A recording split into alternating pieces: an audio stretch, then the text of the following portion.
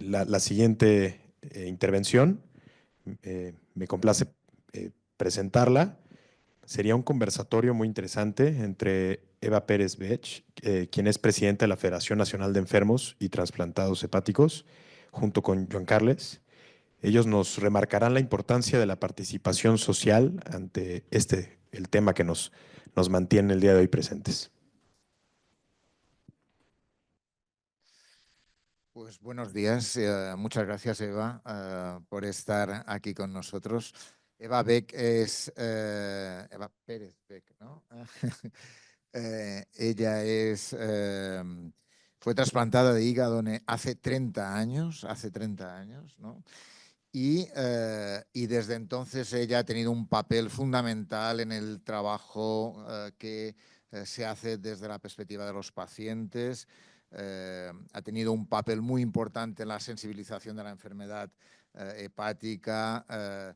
En estos momentos dice ella que le preocupa más otras enfermedades que las hepatitis realmente, pero sin duda alguna tiene un papel en la Asociación Andaluza de Hepatitis y Trasplantados Hepáticos. Ha tenido un papel fundamental.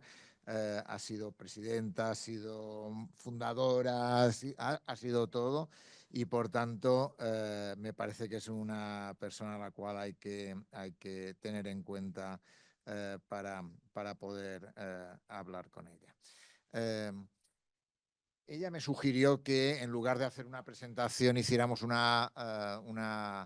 diálogo en el cual pudiéramos debatir, en la cual os digo que podéis añadiros a la conversación cuando queráis y así hacemos una conversación más amplia, ¿no?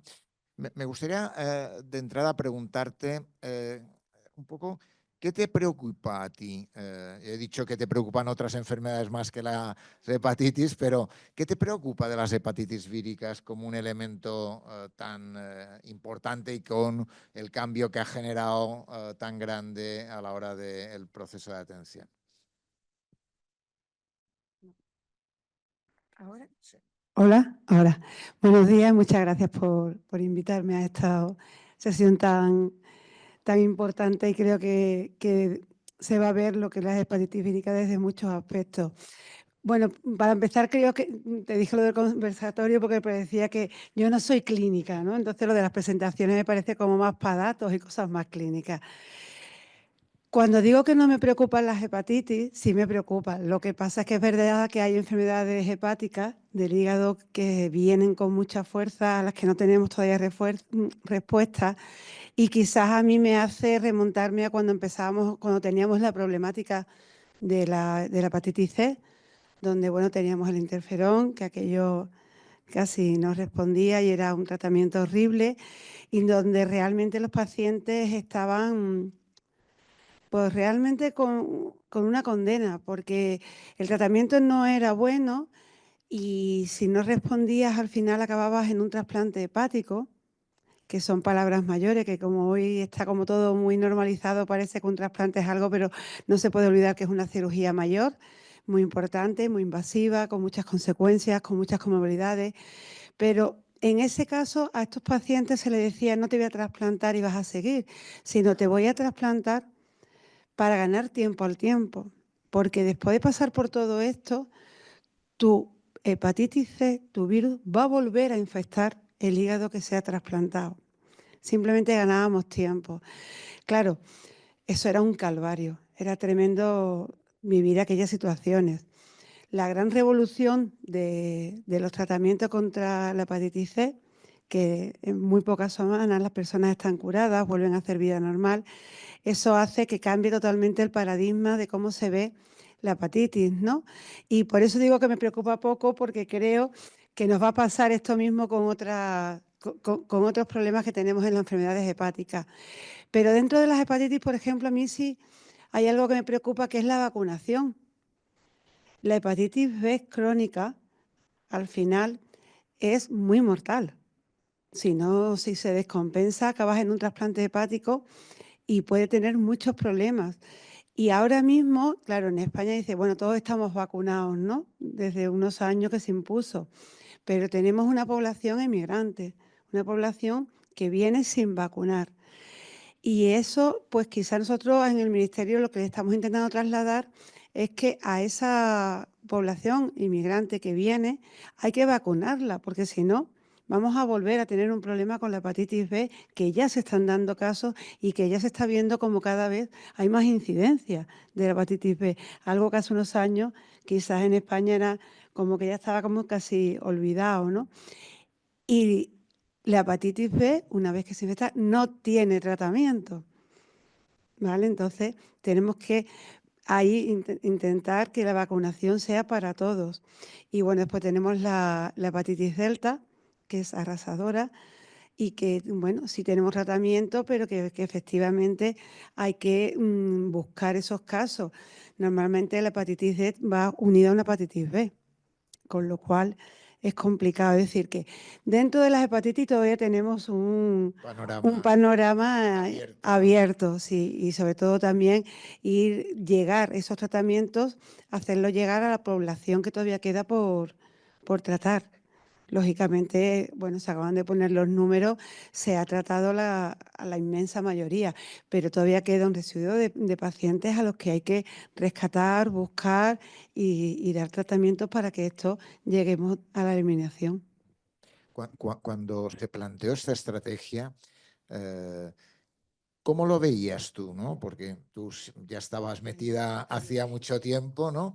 De alguna forma, ¿este éxito lo veías venir? ¿Qué crees que favoreció que se tuviera estos resultados tan importantes? Bueno, los que estábamos así un poquito más metidos, sí sabíamos que estaban por venir uno o que iban a llegar en breve, veíamos los primeros resultados de los estudios en fase y veíamos que era algo muy prometedor, ¿no? Luego, cuando aquello llegó, lo que era como una esperanza se convirtió en un caos. O sea, yo recuerdo aquel verano y aquellos meses en el ministerio tremendos, peleando, complicando y viendo cómo se podía hacer. Siempre digo que yo creo que hubo una muy buena gestión por un lado y una mala gestión por otra. Creo que faltó comunicación. Y tú me has escuchado decir que me parece que de un gran compromiso que se hizo por este país, una gran apuesta que hizo este país por tratar a los pacientes, como que se ha sacado poco pecho, ¿sabes? Al final estamos muy acostumbrados a tirar por tierra lo que se hace, a ver los defectos, en la prensa quizás buscar la percha esa negativa de salud. Y esto es una percha y sigue siendo un éxito. Solamente está por encima de nosotros Islandia, que no tiene comparación. Es imposible compararnos con ellos, ¿no? Entonces, ¿por qué al final cuando tú le preguntas a la población normal de la calle y tú le hablas de la hepatitis C, lo que recuerda es lo que costaba, los tratamientos, que no se daban, el problema, es decir, todo aquel marullo que hubo en aquel tiempo, ¿no? Y a mí eso sí me da pena, porque creo que se apostó por parte del Ministerio, por parte de los políticos, hicieron, creo que siempre digo, la mejor estrategia que fue decir, tenemos esto, tenemos que curar, y quien sabe de esto son los hepatólogos, que vengan los hepatólogos entendidos, crear una mesa de diálogo y que sean ellos los que nos digan cómo tenemos que hacerlo, porque esto era una acción política, pero realmente es quien tomaba la decisión o se fiaron, como tenía que ser, era de los clínicos, de cómo decían que tenían que hacerlo, y al final lo que a mí me da pena es que muchas veces lo que ha quedado por encima de todo eso fue el dinero, con la gran apuesta que se ha hecho. Es verdad que costó Bueno, dinero, es verdad. pero al final es coste efectivo totalmente, ¿no? De todas formas, de alguna forma estás pidiendo que haya una mayor sensibilidad social de un tema como es este de la hepatitis C, ¿no? ¿Cómo hacer más sensibilidad social de un tema? Tú que conoces los pacientes, hablan contigo, os preguntan a la asociación, ¿cómo ayudar a esa gente que te dice solo recuerdo los que entraban, los que no entraban, el dinero que costaba y tal? ¿Cómo intentar hacer una mayor sensibilidad social de ese tema? A ver, creo que la sensibilización tiene que ir de población general. El paciente al final lo que quiere es curarse. Y cuando le dicen que hay un tratamiento, te va a decir de que sí, ¿no? El problema del paciente, pero no en hepatitis, sino en todas las enfermedades del hígado, es que llevan asociado un gran estigma social. Y el problema es no comunicar. O sea, nosotros todavía nos llegan pacientes de que a ver dónde se pueden hacerse las pruebas, que tenemos algunos sitios donde con totalmente confidencialidad, con una protección de datos se la pueden hacer, porque son de una población rural y no van a ir a su médico a decírselo, que pueden pensar que tienen una hepatitis C o una hepatitis vírica, me da lo mismo, porque se va a enterar todo el pueblo o porque también es el médico de mi mujer o de mi hijo o de mi cuñada, y eso nos sigue llegando, ¿sabes? Pero simplemente porque cuando tú dices que tienes una enfermedad hepática, rápidamente es alcohol o prácticas de riesgo o mala vida, pero nadie piensa, oye, pues he tenido un problema de hígado por una transfusión de sangre antes de que se testaran estos problemas, ¿no? Con lo cual te podía venir un virus porque no se sabía, no se detectaban, o porque tengo una enfermedad congénita o una enfermedad que he heredado. Es decir, el problema de las enfermedades hepáticas es que sí está asociado a un tema de un estigma. Entonces el paciente no lo dice y cuando llega a la consulta, normalmente llega ya por una comorbilidad. Y entonces cuando ya es tarde, porque ya no hay un diagnóstico precoz, es cuando ya tenemos un paciente con una cirrosis muy avanzada y quizás con mucha probabilidad de terminando en un hepatocarcinoma. Entonces, el problema es hacer que la sensibilidad de la población sepa, puedes tener una enfermedad hepática y no tiene por qué ser añadida al alcohol. Y si crees, en este caso, en las hepatitis, que puedes estar totalmente, que están vistos en el plan, ¿no? En la horquilla de los años y tal, oye, hazte la prueba, hay tratamiento, te vas a curar, no te van a quedar signos, vas a ser una persona completamente sin libre de enfermedad, que eso es muy complicado, ¿sabes? Es decir, al final, cuando te trasplantas, yo estoy trasplantada por una hepatitis, en este caso B, y yo sigo luchando contra ella, porque mi virus sigue estando en mi cuerpo, pero es que la hepatitis C, eres una persona libre de enfermedad. Y eso yo no sé si van a pasar muchos años antes de que volvamos a repetir ese hito en medicina. Has comentado las personas que acuden a vosotros de alguna forma desde de tapadillo, ¿no? De tapadillo, ¿no? ¿Qué crees que se puede hacer para intentar captar mejor a esa población? ¿Qué es lo que habría que hacer? ¿O qué es lo que no se hace que te parece importante para poder ayudar a que lleguemos mejor? Bueno, a ver, creo que la puerta de entrada, la gran puerta de entrada es primaria. Y bueno, primaria realmente tiene los problemas que tiene muchísimos, ¿no? Pero bueno, quizás el médico tuyo de primaria es el que te conoce, el que sabe, y a lo mejor pues si detecta algo, pues tener un poco esa sensibilización de decir, bueno, pues voy a hablarte un poco más, voy a dejar de apuntar y te voy a mirar a la cara, voy a intentar contarte, que te vayas tranquilo sabiendo que hay una protección de datos, que de aquí no va a salir y si hace falta, pues yo te voy a ayudar en la derivación a algún sitio para que te puedas hacer la prueba, en fin, ayudar. Y luego hay una buena también puerta de entrada que son las urgencias. Bueno, pues ¿por qué no? En casi todos en algún momento de su vida pueden aparecer en la urgencia de un hospital por otra cosa y sería quizás una buena estrategia, que en algunos hospitales están, directamente cuando te sacan sangre, pues hacer una detección en un solo paso de la hepatitis C. Y ahí ya quizás pues se lo dices al paciente y al estar directamente en el hospital directamente vas a acceder al tratamiento, con lo cual no hay mucho recorrido. El problema es cuando te tienes que ir pasando de uno a otro, ¿no? Quizás en esos pasos es donde se pierde el paciente. Y lo que va a vuestra asociación, ¿qué tipo de hepatitis se acercan más a vuestra asociación? Porque de alguna forma estábamos hablando ahora de los que quedan de la hepatitis C, pero tú antes hablabas de lo de la hepatitis B que a ti te tocó de alguna forma. ¿Cómo es esa relación de personas con hepatitis que se acercan a vuestra asociación? Normalmente la persona que se acerca es porque piensa, porque lo ha leído, porque lo ha visto y piensa que puede tener una hepatitis C, con lo cual lo que busca es intentar hacerse la prueba de una manera anónima, sin que se le conozca y que se le ofrezca ese sitio que tenemos establecido, varios protocolos donde pueden ir, hacérselo totalmente anónimo, y incluso si da positivo, por ejemplo, en Madrid pues tenemos una derivación directamente a un hospital o un centro donde lo pueden verificar que eso es así y salir con el tratamiento. Y luego tenemos la parte de la hepatitis B, ¿vale? Entonces ahí hay mucha persona emigrante pidiendo que cómo se puede vacunar, si le podemos ayudar en ese circuito de vacunación. Mucha mujer que a lo mejor está embarazada, que de pronto piensa que puede tener una hepatitis B con la transmisión, cómo se puede hacer si realmente le preocupa la transmisión al feto. Y en esos casos lo que hacemos es intentar asesorar y directamente tenemos circuitos para derivar de una manera totalmente rápida a un clínico que lo ve y le ayuda en el tratamiento. Has sacado el tema de las vacunas en ese sentido. Importantísimo. Háblanos un poco, ¿cómo lo vive la gente alrededor de vacunarse?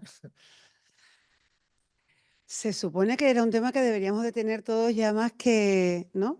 Que claro, Que ¿no? claro, ¿no? Que las vacunas son importantes y funcionan, pero no es así.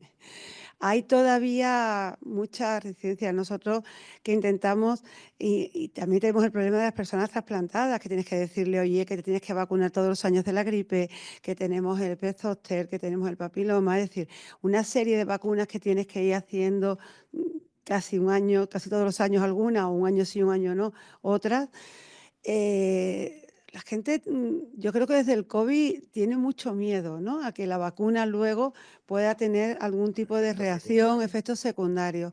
Nosotros incluso el año pasado, en octubre, sacamos, avalado por la Sociedad de Vacunología, sacamos un flyer que repartimos y que bueno, está en internet, que lo dimos también físico, lo repartimos con todas las vacunas que estábamos aconsejadas y que además estaban avaladas tanto por el Ministerio como por la Sociedad Española de Vacunología, a todas las personas sobre, primero, prevención a hepatitis y a personas trasplantadas, todas las que tenían que ser, y que eso tendría que ser así. Luego también tenemos el problema mejor de la equidad por comunidad, ¿no? Pero ahí ya nos metemos en el código postal, que eso ya es otro tema. Otro tema. Antes, bueno, tú has sido trasplantada, ¿no? Y es evidente que el tema de la hepatitis y el trasplante ha marcado durante mucho tiempo, ¿no? De alguna forma, el cambio de la hepatitis también está marcando un cambio en el trasplante hepático, ¿no? Sí. ¿Cómo se vive esa historia, ¿no? Porque la realidad es que de la gente que antes tú decías se le trasplantaba y seguía con el virus por ahí metido, ¿no? ¿Cómo ha cambiado esa historia también a nivel de los trasplantes? Hombre, está claro que a raíz de los tratamientos de la hepatitis C, de los últimos retrovirales, las listas de espera de trasplante por enfermo de hepatitis C son casi nulas. Todavía queda alguno, quizás ya curado, pero con un hígado ya muy fastidiado que se ha tenido que trasplantar, pero ya está libre. Es decir, que es verdad que ves las curvas y totalmente eso ha cambiado. Eso no significa que, por otro lado, se haya abierto un poco la ventana a más indicaciones de las que también se están viendo que se puede llegar a un trasplante, por ejemplo, como un hepatocarcinoma, algo que antes estaba muy restringido por los criterios de Milán y ya hay criterios mucho más expansivos y se puede acceder siempre que sea un diagnóstico muy precoz, único, dentro de unos parámetros, pero sí es verdad que las listas de trasplantes sí se están abriendo a más patología que antes, lógicamente. Eso es gracias a que ya no se necesita o se utilizan tanto por hepatitis C. Eso ha cambiado.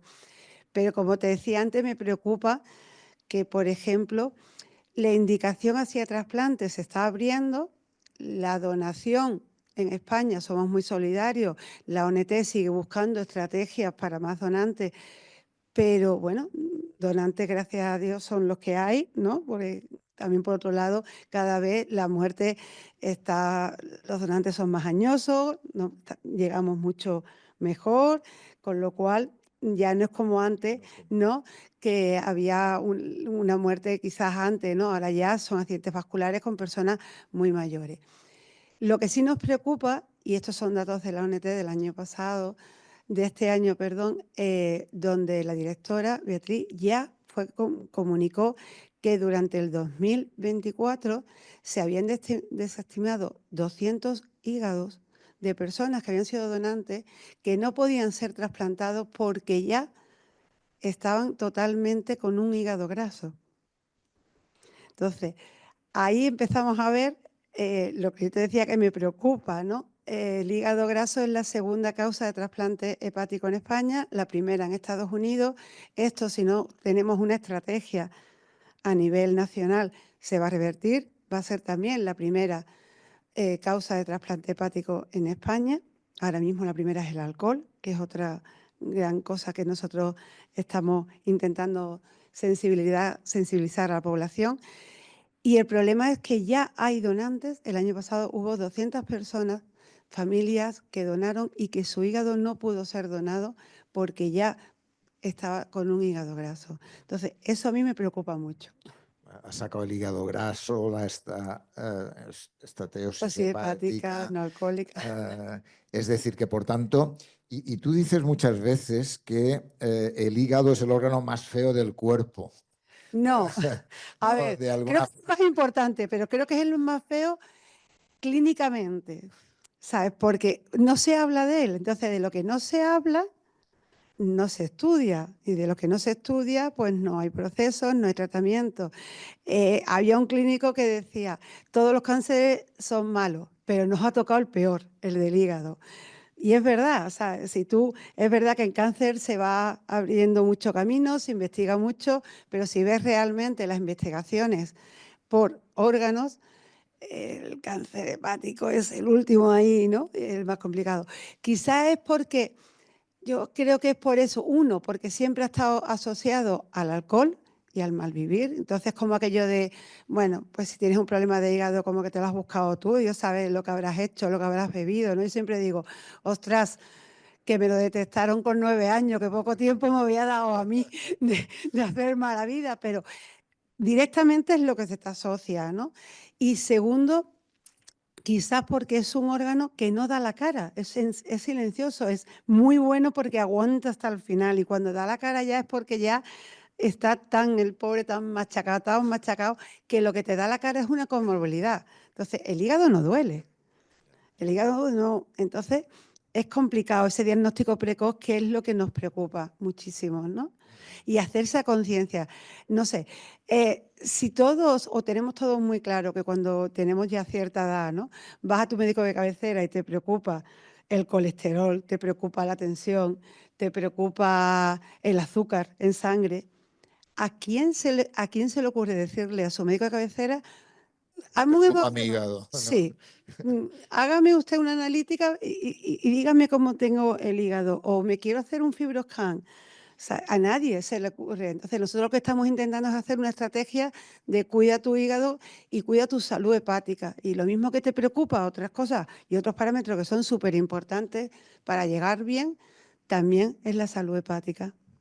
Y de alguna forma, en ese sentido, has hablado del alcohol, probablemente podríamos hablar de obesidad, de Claro. diabetes, es decir, de algunas otras enfermedades que también empeoran la situación del hígado, ¿no? Y que probablemente habría que trabajar en frenar las enfermedades hepáticas un poco entre todos. Entre ¿no? todos. ¿No? Es complicado, pero entre todos. Sí. Con esa idea de que es silente y que la enfermedad no llega hasta que hay una situación peor, está claro que eso dificulta la historia, ¿no? Dificulta el diagnóstico. Entonces, por eso lo que nosotros estamos incidiendo es en intentar hacer un diagnóstico precoz.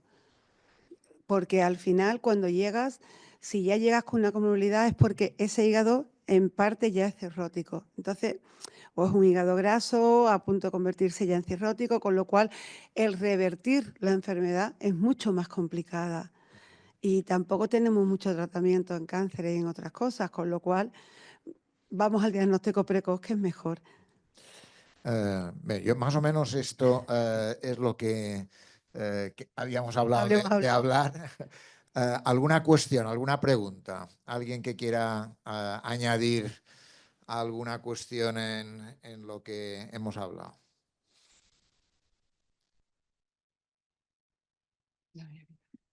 ¿Qué tal? Por parte de las personas que se encuentran en línea Sí. nos comparten un comentario. Dice, las detecciones de diabetes mellitus 2 y obesidad para prevenir el hígado graso son una actividad que pertenece al primer nivel y esto disminuye los costos de tratamientos de enfermedades crónicas como aportación al conversatorio. Sí, Es evidente. es evidente. Había una pregunta por ahí atrás. No sé si... Debido al tiempo limitado, creo que solo podemos aceptar una pregunta. Sí, Hay- había una hay chica ahí pregunta detrás. ahí atrás. Ah, la de... Ok.